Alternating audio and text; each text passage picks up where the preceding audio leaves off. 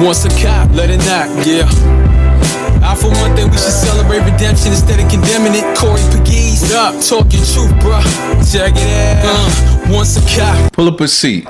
You're now in Corey's Corner, where right conversations matter. I'm your host, Corey Pegues, and I always keep it right, not real. On this episode of Corey's Corner, I'm sitting down with a man whose life embodies faith in action. Born Michael Hockman and surrendered at birth, Bishop Mitchell G. Taylor journey from adoption to spiritual awakening in 1983 set the foundation for a movement that would transform communities across New York City. As senior pastor of the Center of Hope International and co-founder and CEO of Urban Upbound, he has redefined what ministry looks like by integrating faith with financial empowerment, housing stability, youth development, and economic justice directly within NYCHA communities. From launching the first low-income designated credit union in Queens to building one of the largest VITA tax programs in the nation, Bishop Taylor proves that hope is powerful, but strategy changes lives. Thanks for coming on, Bishop. Man, thank you so much, Corey. Appreciate it. Been waiting for you, brother. Man, I've been waiting to come. I'm honored to be here, man. Yeah, thanks for coming. This episode of Corey's Corner is powered by the Collective Alliance Network in partnership with Urban Upbound. It's tax season, so why pay to file when you may qualify for free income tax preparation? If you're an individual or small business within certain income levels, Urban Upbound's trusted tax professionals can help you file and maximize your refund. Services are available in person in the Bronx, Brooklyn, Manhattan, and Queens, plus drop-off and virtual options. Call 7187-840-877 to book your appointment today. Shout out to Corrupt Mob MC, a brotherhood built on loyalty, respect, and community. More than just a motorcycle club, Corrupt Mob represents unity, strength, and service both on and off the road. Respect the mob. Shout out to the producer and engineers, and also to Storytell Productions. If you're looking to do a podcast, please reach out to Storytell Productions. Let's get into it. You were born Michael Hockman and surrendered at birth. How has your adoption story shaped your understanding of identity, belonging, and purpose? Wow. Well, when I think about it, when I talk to my Jewish friends, I tell the story that, my mother, who was obviously Jewish, her father, Mary Hockman, was a jazz pianist and he used to play in all the clubs in Harlem. My mother was married to Al Makoff, another Jewish man. But she would accompany my grandfather to the clubs because she loved to dance, and she also was a pianist. And as the story was told to me, she met my dad in one of the clubs, had an affair with him, and got pregnant. When she told her husband that she was pregnant and it was not by him, he hit the roof. When he found out it was by a black man, he had a heart attack. And he wanted her to get rid of the baby. And back in the 60s, the early 60s, where I was born, Jews didn't believe in abortions. Right. And so she carried me full term, and she gave me to the Louise Wise Adoption Agency in Midtown Manhattan. And I stayed in foster care for about 3 years. Obviously, none of the Jews wanted me for whatever reason. And so they put me out on public market, as they call it. And on the other side of the world, there was a black man, black Pentecostal pastor, and his wife, a Philippine woman, who lost their child to crib death a few years before. SIDS, huh? Yeah. That's right, yeah. And unfortunately, she had a complete hysterectomy, and so she couldn't have any more children. So the one son that she gave birth to, that was all she had. And, they say it was crib death, SIDS, whatever you want to call it, but the underlying story is, or the backstory is, that she may have rolled over and smothered her own baby. Which is common to this day. Yeah, and back then it was even more common because, the babies would sleep with the mother. Right. And so that devastated her. And mentally, it really caused some real problems for her. And my adopted dad, thought if he could find an interracial child that he can bring into the home, he thought that somehow that would bring her back. And so he went around the city looking at different children and whatnot with no success, until finally he saw an ad in the Newark Star-Ledger, and he responded to the ad, and he said he prayed about it, and he said, listen, give me a sign that this is my child. When he was going into the building in Midtown Manhattan, there was a heavyset woman with a little small light-skinned child going into the elevator. And when he was in the elevator, he looked at the child and winked at him. And he said the boy winked back at him. And he said they got off the elevator on different floors. And a couple hours later, they have this viewing room, where you have a one-way mirror. You can see in, but the people in the room can't see out. And when they pulled the curtain back for him to view the child that winked at him in the elevator was the same child behind the glass. And he said the Lord said to him, that's your son. Wow. And so at 3 years of age, he took me back to Long Island City. And I tell my friends, I said, he said, well, he's been Mickle for 3 years. We can't change his name now. And he said, well, you know what I'm gonna do? I'm just gonna add a T and make it Mitchell. And I went from a Jew to a Gentile with a stroke of a pen. I love it. Great story. Great story. What lessons did your adoptive parents, Reverend Movis and Natividad Taylor, instill in you that still guide your leadership today? Wow. Well, my dad, Moses Taylor, was always bivocational. He was one of the first blacks to be hired by the U.S. Department of Agriculture in the 1950s, the early 50s. Him and two other black men and one Hispanic.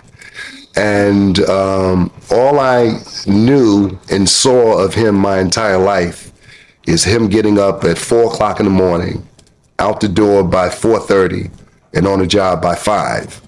Now, back then, they did not let black or Hispanic meat and poultry inspectors inspect packing houses, supermarkets, or anything like that. They were relegated to the slaughter fields of Jersey City and Newark. Okay. And that's how he got familiar with the Newark Star-Ledger. Right. And, on the slaughter fields in Jersey City and Newark, that's where they had the sheep and the lambs, and they would cut the throats of the sheep and the lambs, and you had to have an inspector there to make sure they were doing it right. Right. I mean, I learned so much from him. Everything I know today, I learned from him. But one thing I can remember vividly just about that part of his life is that he learned how Jesus, who is likened as a sheep going to the slaughter, and he would explain to me that when the sheep would be slaughtered, that they didn't resist. They would bring the sheep to the butcher block and put the sheep on the block, put the head on the block, and he said the sheep would just bend his neck as if to say, I'm ready. And they would just cut the throat of the sheep. And he said that's what Christ did for us. He said nobody took his life. He said he laid it down for us. And he said he saw that in real time, in real life, as he experienced being a meat and poultry inspector. And so, my dad made good money, back in the 50s, Right. As a government employee. All of his family was, he grew up here in South Jamaica. Right. And all of his family, his mother, Grace Taylor, which was a Christian woman, told all 9 of her children, you guys, when you graduate high school, either you're going to the service or you're going to take the civil service exam. Right. And so all of her children, all 9 of her children, took sanitation, police, fire, Corrections. corrections, transit. And so consequently, all of her children got civil servants jobs. My uncle Luther was a CTA cleaner for the subway. My uncle Wilbur was the train driver. He was the conductor. My Uncle Alton was the guy that opened the doors. He stuck his head out the window and whatnot. That's when they had, guys sticking their heads out the windows. My Uncle Don was a token collector. My Aunt Mabel was a token collector. The whole family worked for the city of New York. And so what I learned from my dad was how to work. Right. And although he was a pastor, he never depended upon the church to pay him a salary. Right. If anything, he paid the church a salary. Well, it's not like these new pastors today, huh? Listen, Bishop, I'm not going to put you on the spot. Don't worry about it. It's all on me. That's me. Don't worry. He had nothing to do with this. Was there ever a moment in your childhood where you sensed your life would be different or divinely directed? Yeah, well, you know what? That's a funny question that you asked, because I hated being a preacher's kid. I hated it because when I went to school, they said, "Oh, that's the preacher's kid. There's the Rev. And they would tease me and whatnot, and I hated it, man. So much so until I said, I'm gonna become a Muslim. And so, I hung out with the baddest kids. I started doing things that was just outside of the realm of reason. Right. I embraced Islam under the Honorable Elijah Muhammad, and took on a Muslim attribute, Salam Ali. And I began reading the Quran and studying the surahs and so what was your father's feeling on this? He didn't like it, but I was rebelling. I was rebelling. He wanted me to go one way, right, and I didn't want to go that way. I hated church. Right. I hated church. I hated church people. I hated the church building. 3 services on Sunday. 9:30 a.m. Sunday school. Right. I forgot about 11 a.m. morning worship. Right. 4:30 p.m. afternoon service. 7:30 p.m. evangelistic service. That's just on Sunday. That's just on Sunday. Monday night Bible school. Yes. Tuesday night deliverance service. Wednesday night choir rehearsal. Thursday night some other foolishness going on. Yeah. Friday night evangelistic service. But that's why I didn't become a bishop. You see, I had to go to all those services myself. Yeah, so I mean, it really was. And I said when I got old enough, and then my dad was a traditional Orthodox Pentecostal preacher, and he would preach like Jesus was coming tomorrow. Right. And I said, wait a minute, I want to drive. I don't want him to come right now. I want to drive. And so I started stealing cars because I thought Jesus was going to come before I got my driver's license. That's funny. So how did wrestling with your origin story influence the compassion you now show toward underserved communities?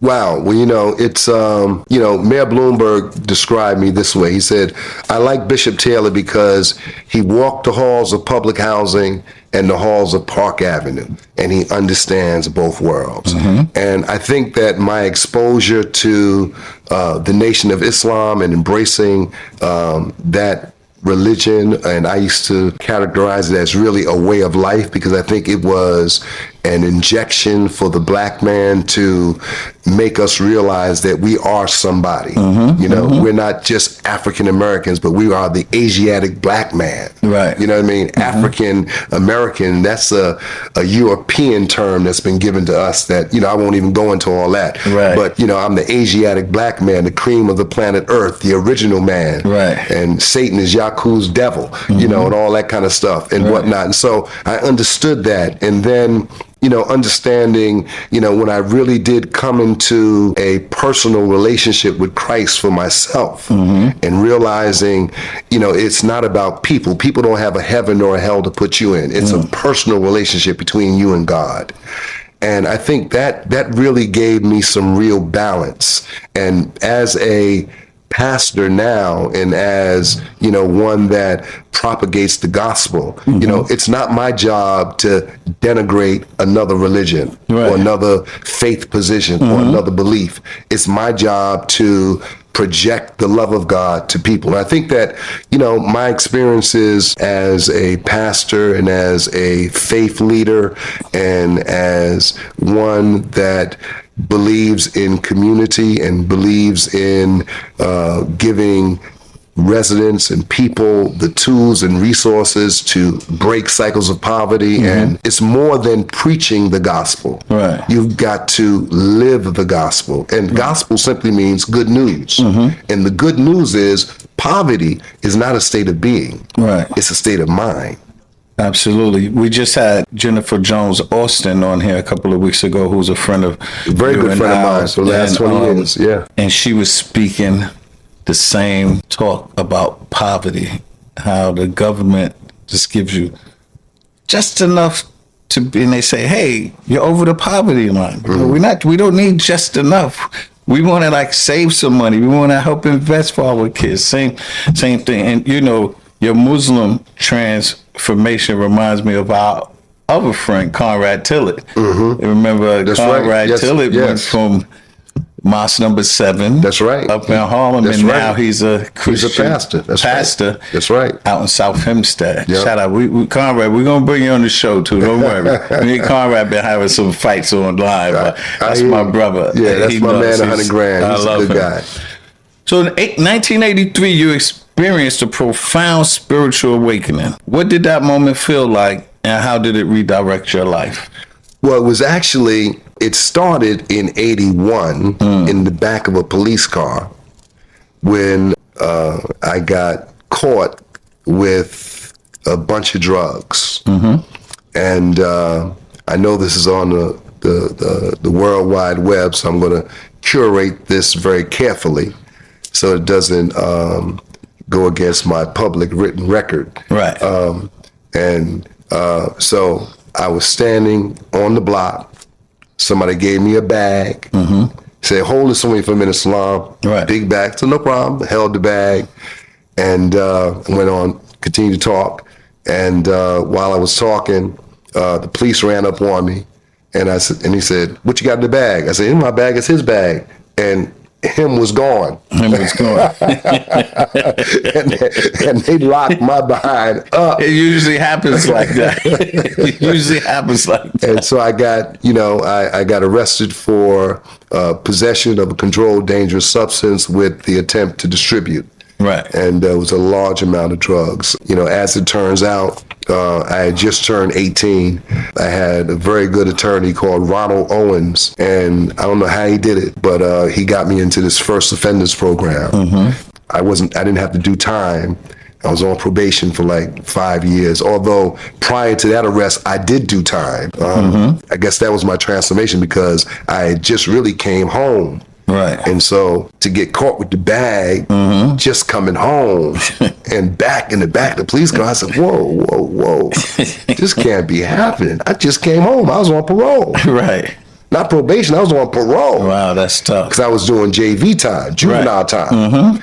And now I'm 18. And I got caught with the bag. And that's big boy at 18. That's big boy time now. That's right. And then I was a predicate. Right. So, I didn't, so that was when I realized this ain't working, man. This is, I say, God, if you get me out of this one, I promise you, I'll get myself out of everything else. I'm not the only person on here that has a story to tell about transforming your life. As you can see, 1983, crack era, selling crack, carrying guns, we always doing it. It was the times. And you had to make the decision and the choice to change your life, like I did and like Bishop did. So when you was called to establish Astoria Outreach Ministries in 1987, what fears or doubts did you have to overcome? I mean, it's only 6 years removed from the bag. You're right. And I guess... And that's almost like warp speed. It's only... You had to fix... This is 5 years, 5 to 6 years where you fix your life from the bag, not going to prison, and then being called to establish the ministries? Yeah, so I mean, I was serious when I told God, if you get me out of this one, I'll get myself out of everything else. I was serious about that. Right. And you know, one I guess it was 1 week they were having a revival at the church in 1983. I never forget the preacher. His name was Evangelist Nathaniel Dodd. And every night I would, because we lived in the parsonage next to the church, I didn't go to service. And so, but while they was having revival, you know, I would walk out, go to the E train, take the E train down to 14th Street and switch over to the F and go to Delancey Street. That's where I would get my drugs and my little things. Even though I wasn't in the life no more, I still was, you know, doing my thing. Right. And so I would go down there, party, hang out, Delancey Street, come back home. And when I come back home, maybe about 11:30, they still in church. Yes, all night. And so one night I walked by and something said, man, go inside and see what's happening. I mean, it was jam-packed. And they had this young preacher. He must have been about 30 years of age. He looked like one of us. I was like, yo, man, this guy's pretty slick. And he was preaching. I was in the back. I was kind of intoxicated. And I was standing in the back. And it was like a Spike Lee movie. He said he gave the altar call. And when he gave the altar call, I felt like, you know how Spike Lee does those things in his movie where he has the body like kind of gravitating. It's not walking. It's like, you know, gravitating to the front or going whatever. Yeah. I felt like my body was lifted from the back of the church and brought to the front to the altar. And he didn't know me from a can of paint. He didn't know I was the pastor's son.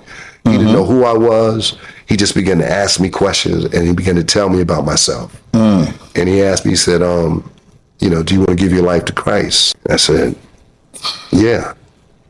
And he said, do you smoke? I said, yeah. He said, you got cigarettes on you now? I said, yeah.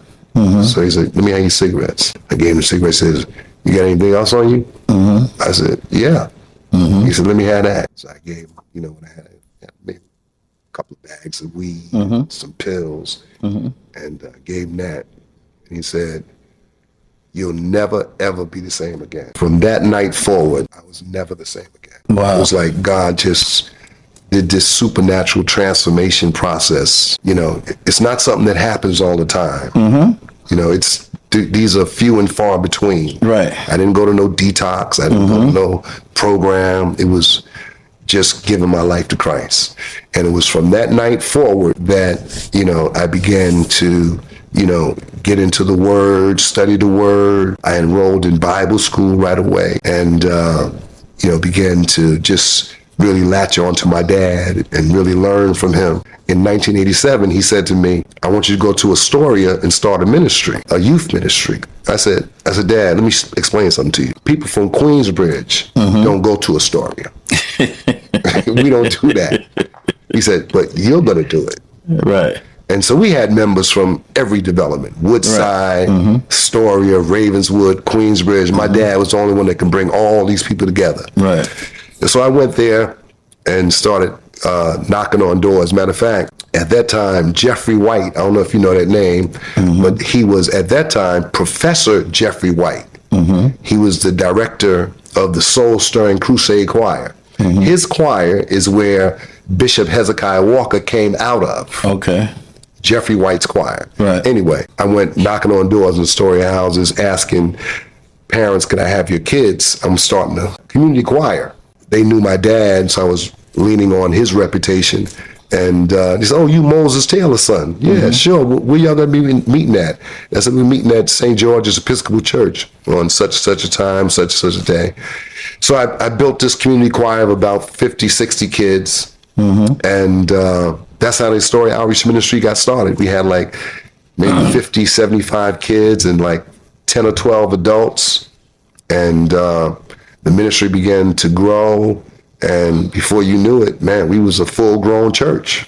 So how did that early ministry evolve into what is now the Center of Hope International? Great question. So after 4 years of renting a church in Astoria, my dad said to me, I want you to bring those people back to Long Island City. And I want you to combine those people with my church.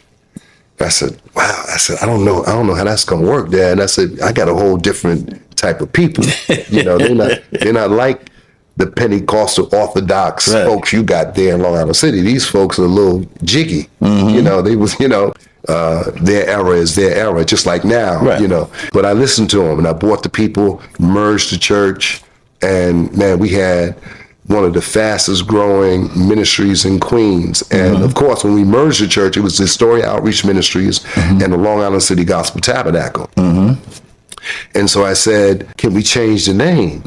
He said, what do you want to change the name to? I said, well, I want to kind of combine the two churches. So I made it Long Island City Gospel Church and World Outreach Ministries. Right. Instead of Astoria, I put World Outreach Ministries. And then eventually, when we started to expand even more, and I identified a property on 40th Avenue to build a building.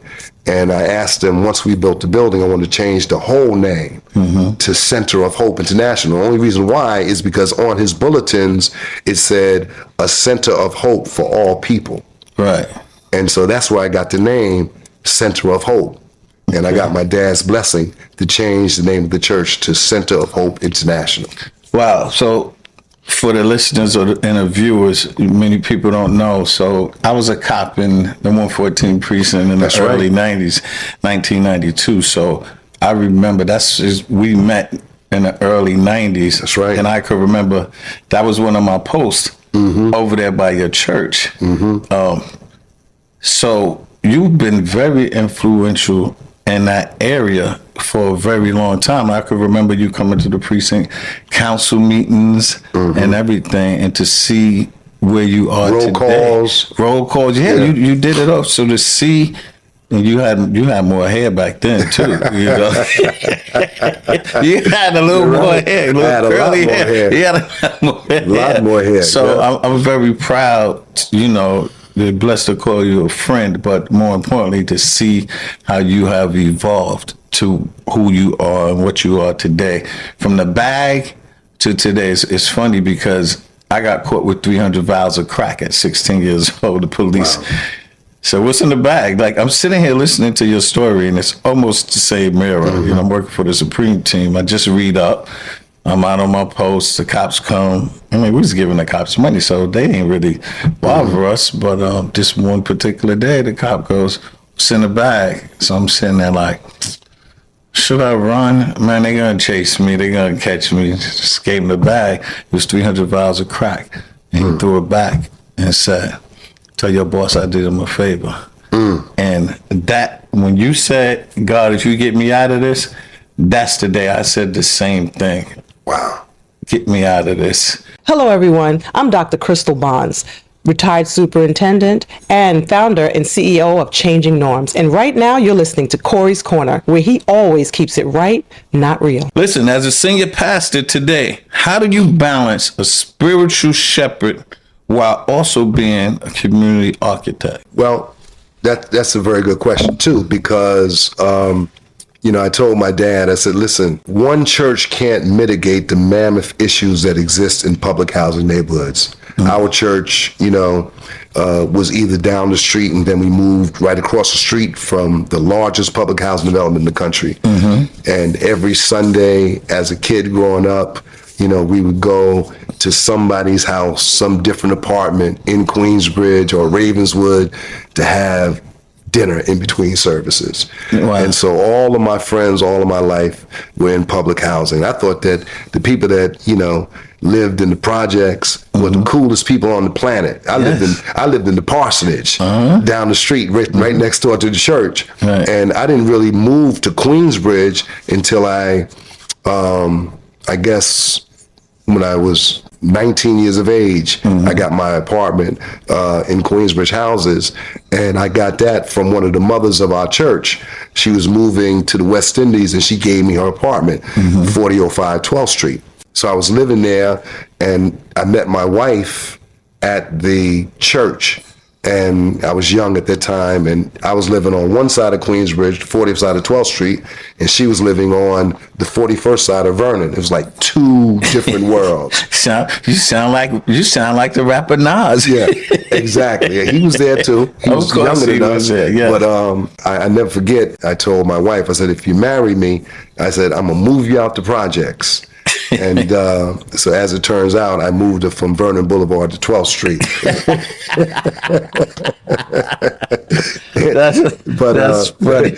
But I, finally living in the projects, and I learned this from Miss Claudia Koga. Miss Claudia Koga said, and she was the one, I always say that my dad called me into ministry, but Miss Claudia Koga called me into community work.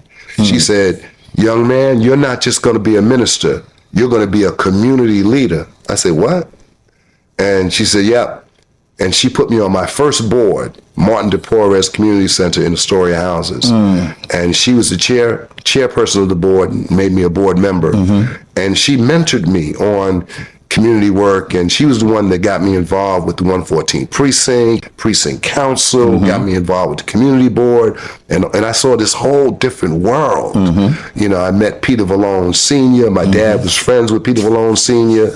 and the council member at that time, Walter McCaffrey, and so politics started to intrigue me because I used to see how things was working. Money was going here, money was going there, but growing up in a Black Pentecostal church, we never got money like that. Right. And I didn't know anybody that did that other than my Baptist brothers that, they were involved, like your Martin Luther Kings, your Jesse Jacksons, and the Baptist pastors here in New York. But Pentecostals, nah, we didn't get involved in that. That was the devil.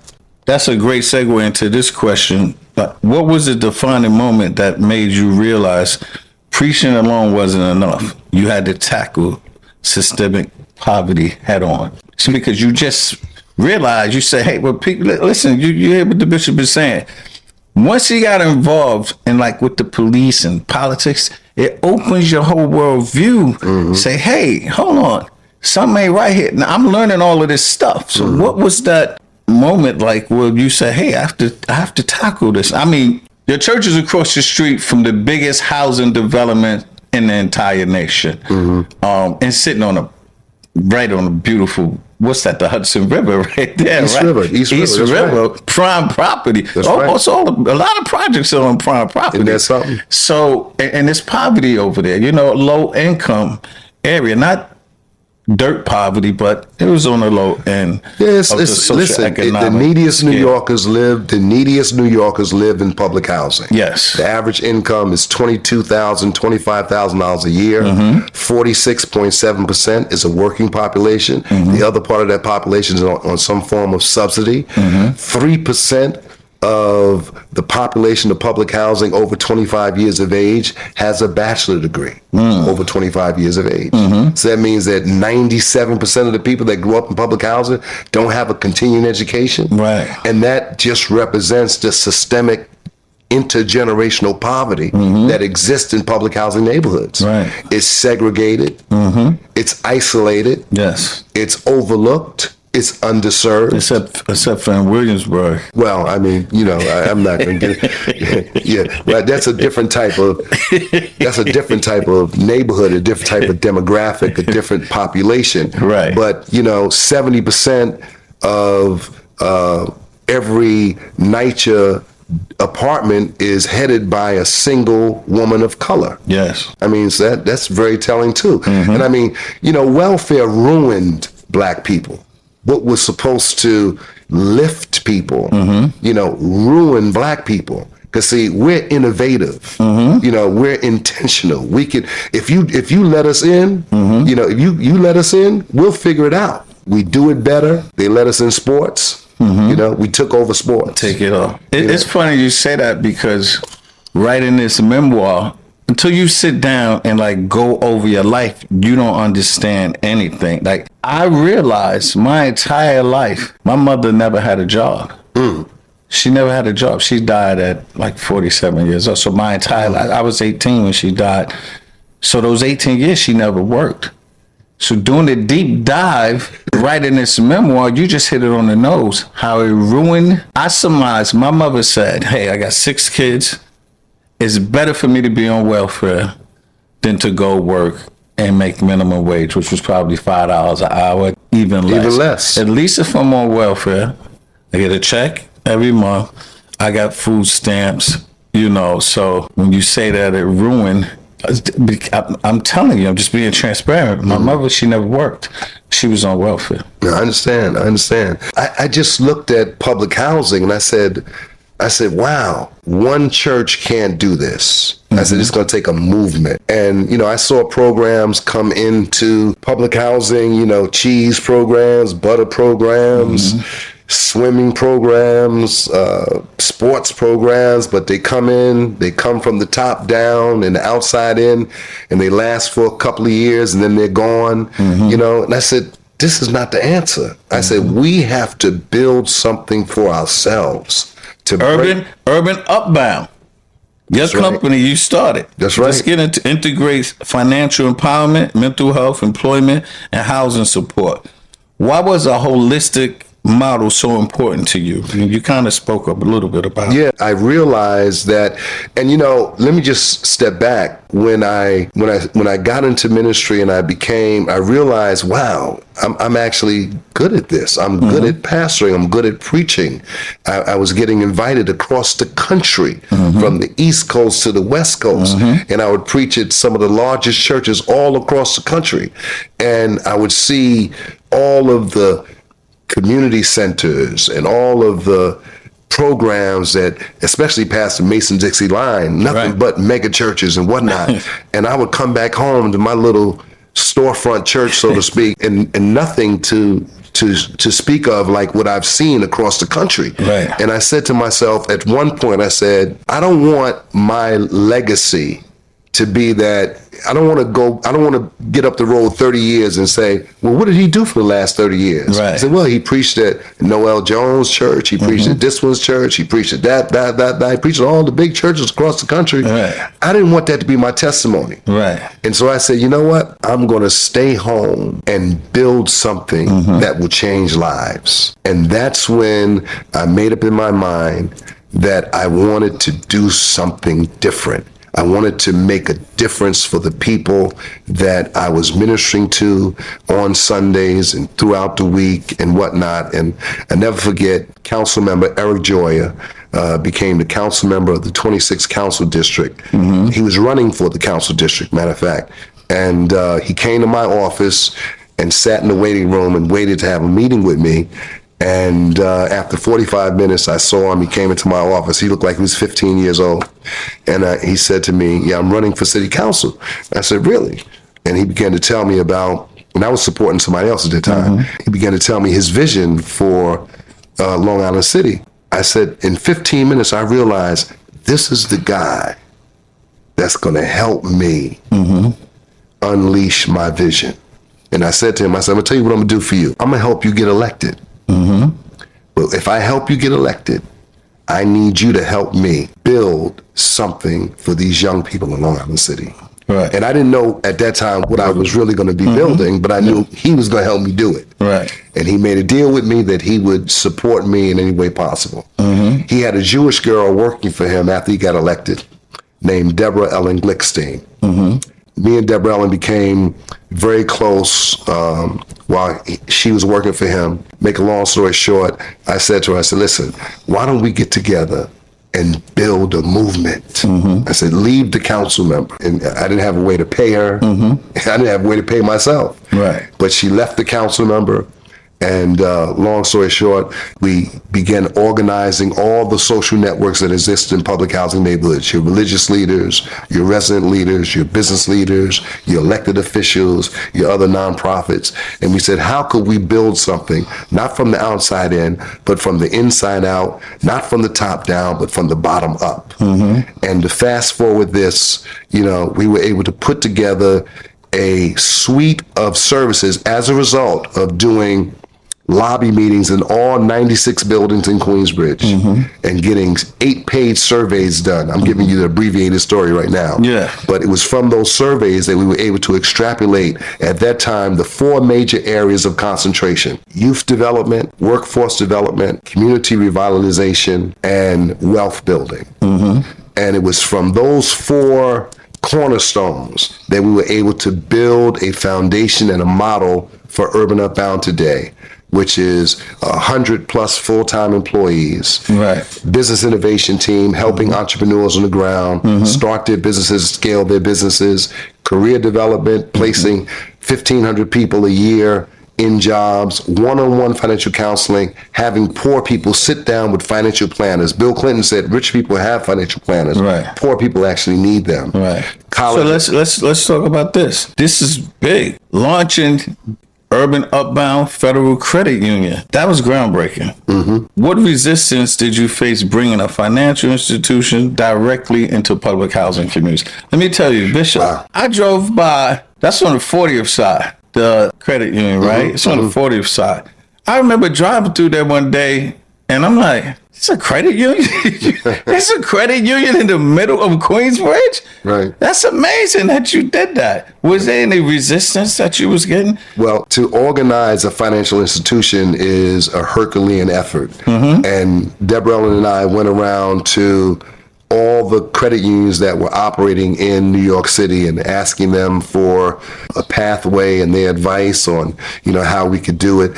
A lot of them were encouraging, a lot of them were discouraging. We went to one particular group that wasn't a credit union, but it was an organizing group for credit unions. And the guy told us, he said, banish the idea, you'll never be able to do it. And I never forgot that, but we didn't let that discourage us. We went back, we put together an organizing committee and got people to go out and to get neighbors and friends to fill out a petition saying that if we opened a credit union, they would support it. We got about 300-400 of those petitions done. And I don't know how we raised the money to get the capital investment to do it. It's a big blur to me right now, but we were able to do it. Here it is now, 16 years later. We have 2 branches to the Urban Upbound Federal Credit Union. One personal banking branch on 40th Avenue and one business branch on Steinway Street. And I might add that we own the building. Yes, so that's where I did the interview with Eric Adams. That's right. That's exactly right. That's exactly right. And matter of fact, when we bought that building, it was the Victoria's Secret's retail store. Yes, it was. And it was everything was white. Everything was lily white. And when we bought the building, 2 weeks after we bought the building, I got an offer, $2 million over what we paid for it. Because they found out that a black man owned the building, or a black organization owned the building. And I said, no, we're not selling the building. But I got one for you. We're going to paint the building black.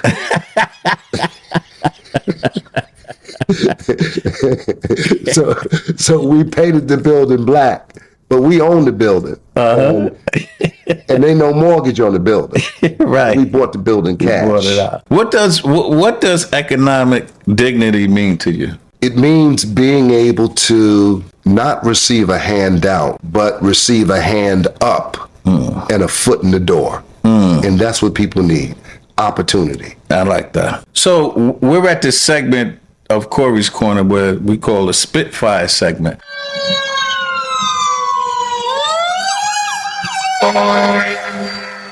Well, I'm asking you 10 rapid fire questions. You're going to give me one-word answers. Okay. Yes or no. Maybe you might say both on 1 or 2 questions. It's a fun game. You ready? Ready. Faith or fear? Faith. Calling or career? Calling. Public housing saves lives. Yes or no? Yes. Systemic poverty is beatable. Yes or no? Yes. Discipline or motivation?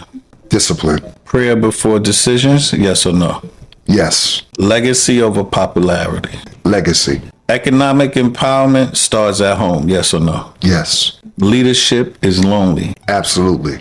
That's the question I wanted to ask you. Last one. One word that defines your life's mission. Humility. Thank you for participating in the Spitfire round. That was nice, right? That wasn't hard, right? Nah, not at all. Before we move forward, let me take you somewhere for a second. Everything we talk about on this show, power, accountability, loyalty, redemption, it's not just a conversation for me. I've lived it, I earned it, I've survived it. I've seen both sides of the system. I've walked the streets, I worn the badge. I've carried the weight of decisions that changed lives. That's why I wrote Once a Cop. It's not just a book, it's the raw, unfiltered truth about the journey from the corners of Queens to the command floors of the NYPD.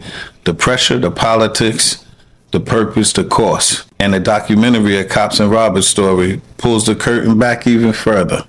No headlines, no sound bites. Just a human story behind a uniform, because behind every badge is a man. Behind every rank is a story, and behind every story is a choice. Now a word from our sponsors. This episode of Corey's Corner is sponsored by the Collective Alliance Network and Urban Upbound. It's tax season. Don't pay to file if you don't have to.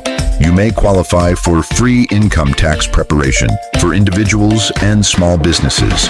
Call 718-784-0877 or email vita@urbanupbound.org to schedule your appointment today.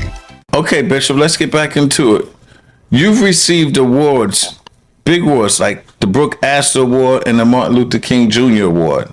How do you stay grounded amid national recognition? Well, I was doing an interview with, I don't know, what was it, NBC or one of the shows. I was doing an interview and the guy said to me, he said, what are the 3 things you attribute to your success? If you had to give me 3 things, what would it be? And he stumped me for a minute and I thought about it and I said, oh, I got it. Number 1, humility. Mm-hmm. Number 2, humility. Mm-hmm. Number 3, humility. Mm. That's what I attribute to my success. And that's how I stay grounded. Because you would never know by talking to me right, that I control 2 major branches of a major bank, Urban Upbound Federal Credit Union. Mm-hmm. You would never know that we run the largest VITA tax preparation service in the state of New York. You're listening to Corey's Corner, where he always keeps it right, not real. You've been profiled for New York Times, CNN, NPR. How do you ensure the mission stays bigger than the media spotlight? Because I always stay on message. It's never about me. I never refer to I. It's always we. I didn't do anything. Mm-hmm. We did everything. Right. Because I couldn't do anything without a team of people that was working in concert with this vision. So I stay on message. I'm very methodical, very intentional about what our messaging is and what we're trying to convey. So let's talk about, through Urban Upbound's VITA program, Volunteer Income Tax Assistant Program, thousands of families are served annually. Can you talk about this? Yeah, well, I wish they were all volunteers, but that's the name of the program. Mm-hmm. So, my dad said to me, 2 things are certain in life, death and taxes. And one of the strongest, and if I can use this word lightly because Urban Upbound is non-sectarian, it's not religious, one of the strongest evangelistic tools in order to market our programming is through tax preparation. Okay. And so 20 years ago, we started the VITA program, or we enrolled in the VITA program, where we got volunteers to come in and do taxes for people in the neighborhood. And that first year, 20 years ago, we're celebrating our 20th anniversary this year. We did 81 returns, and we got $256,000 in earned income tax credits to those 81 people. Right. And I thought we saved the world, and I realized I was on to something. People really were coming, they were calling more to get their taxes done than anything else. Right. And so we continued the program the second year, and the second year we did maybe 3 times the amount as we did the first year. It grew exponentially. The third year we did maybe 5 times the amount, and then I realized I couldn't get enough volunteers. So I had to figure out a way to run a professional tax preparation program and do it with paid staff. Right. And so Urban Upbound is one of the few vital programs that actually has 90%, if not 99%, paid professionals doing tax preparation. So these are accountants. They're not accountants. They are tax professionals. Professionals. And here's how it began. You know, we would go to the colleges for students that are studying to be CPAs, studying to be hedge fund guys, and in that finance world, and they need that internship, Right. in order to make those classes and get that certificate. And so we would get the best and the brightest from all the universities and colleges in the city and whatnot. And so we built it off of those professionals, but eventually we outgrew the volunteer portion of the program. Right. And so we started 20 years ago with 81 returns and $256,000. Today, we're up to over $500 million in returns. In 1 year. Cumulatively over the last 20 years, we're up to over $500 million in returns. Wow. With 57 satellites. To contextualize it, we are also a part of NYCHA. That's the city's tax initiative that offers the same tax preparation for residents of New York City. So the city has 140 tax sites in the 5 boroughs of New York City. We have 57 of them. Wow. So we're the largest in the state and the 3rd largest in the country. And we have a 97.9% accuracy rating from the IRS. And we're one of the few tax preparation sites that we have the highest level of agents at our sites. And we're not open just during tax time. We're open all year long. We have enrolled IRS agents. What does that mean? That means we can go to court with you. Okay. There are 3 levels of preparers. One that can prepare taxes, another level that can do taxes on another level, and another level is the one that can do your taxes and actually represent you in court. Wow. That's what we have at Urban Upbound. And we have 57 sites. There's probably a site somewhere down the street from you. Whether it's in your council member's office, in a retail storefront, there's an Urban Upbound tax site near you. And the beautiful thing about it is not only do we do personal taxes, but we're the only one authorized by the IRS to do business taxes. For small businesses, $256,000 in expenses and under, we do your taxes for free. And now if you came to our Long Island City super site, we have personal taxes being done, business taxes being done, and virtual taxes. When the pandemic hit, the IRS asked us, because all the other tax sites were shut down, we were open throughout the pandemic. Right. We were the only site that was open. So we started doing virtual taxes for all 50 states. Right. So today, if you came to our main tax site in Long Island City, the super site, you would see there's just a room with 10 or 12 preparers, all sitting behind computers with headphones on, doing virtual taxes for people from Iowa, Texas, Maryland, Virginia, North Carolina, Dallas, right in Long Island City. So how if someone's out there looking to get their taxes done, how can they contact Urban Upbound? Yes, so if you need to you can make an appointment at one of our 57 sites in New York City. All you have to do is call 718-784-0877. 718-784-0877 and follow the prompts, and that'll lead you right to our call center, and they will make an appointment at a tax site near you. Now listen, tax season is upon us, and before you know it, April 15th will be here. We're already kissing March right now. You know what I mean? So listen, get your taxes done. And why pay? They tell me that the average return costs the average person about $350. Why give $350 to a tax preparer when you can get your taxes at Urban Upbound done for absolutely free? Now watch this. It's free to you, but it costs us millions of dollars to provide this valuable service to New Yorkers. Now watch this. If you make $97,000, a family of four, you make less than $100,000, you can get your taxes done at Urban Upbound. If you're an individual and you make less than $65,000 or $67,000, you can get your taxes done at Urban Upbound. If you have a business with expenses of $250,000, you can get your taxes done at Urban Upbound professionally.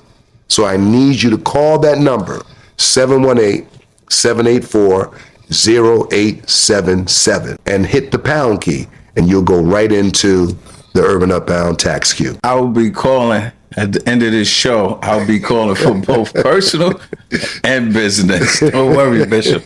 You sold me. I'm sold.